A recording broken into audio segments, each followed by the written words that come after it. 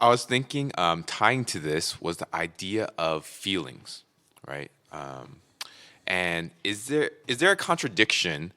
Well, we're listening. I was listening to the message, and we're talking about oftentimes we mess up, screw up the rituals and habits and the service and ministry that we perform by thinking about us and our feelings and do we like it, do we not like it, things like that. There could be someone out there saying that I love to welcome people. I love to read the Bible and pray and these things. And yet I don't like setting up chairs or coming early on Sundays to help this, that, and the other, or evangelizing to strangers because of this, that, and the other. How do we deal with the concept of, oh, I'm only going to do the things that I love to do in the ministry of God, and so that honors God, and yet the things that are hard or things I don't like doing, how do I deal with that? Yeah, this is another one that's interesting. It'd be fun to talk about just because, of course, there's a reality here. God gifts us in different ways, and certainly we want to lean into some of the strengths that He's given us. But I just have to say that among people that I have met, and coming from our culture, we have such a strong tendency to do whatever we want to do. I mean, we live in a culture where we can always be comfortable. And because we can always be comfortable, we can always choose what is comfortable. And so that just becomes a habit, such a strong habit that we always choose what is comfortable. And following Christ is not comfortable. It's like, pick up your cross, die to self, follow me. And I just, even when today was thinking that, I'm so glad Jesus put it like that.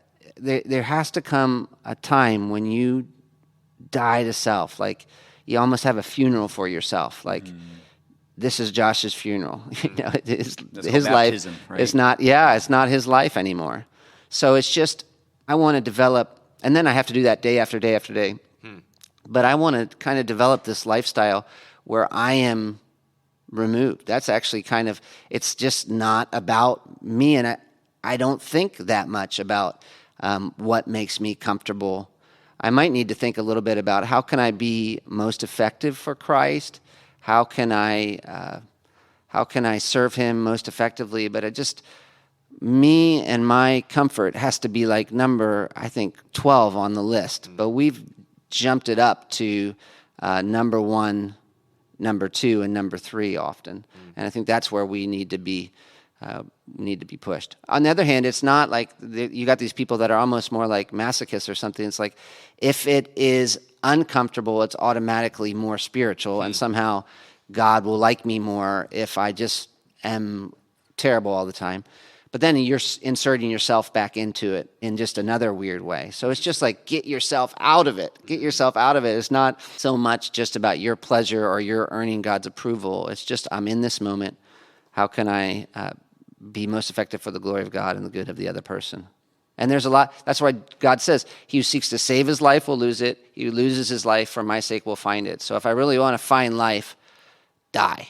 Die to self, you know? So I do it in faith. So even when I'm doing things that are difficult, I'm not just doing them. I'm doing them in faith that Jesus is good and that his way of life is best. And so right now I need to trust him that even though this is a little bit painful for me, he is going to stuff joy into that. It is act of faith, right? Because you don't see necessarily the results or the fruit of it may not come up immediately or ever in that regard. But just trusting that you're doing it in faith, and God can use that. Can you be happy when you're uncomfortable?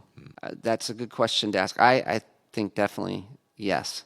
But I think maybe that's a little bit pressing on a button. Oh, I mean, I think about some of the things that can be most uncomfortable. A gospel conversation. Sure. I mean, at times it can be very uncomfortable, but can be the greatest source of joy. But I don't know. I mean, maybe someone vaults themselves into it, saying, "I know I'm going to get joy on the other end."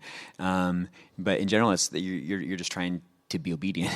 Maybe that's a good trick of Satan too. You know, you don't push past that initial uncomfortability, and so you don't get to. There's like a whole bunch of joy behind that door, but you won't even open the door to go through the door, so you never get to experience the joy.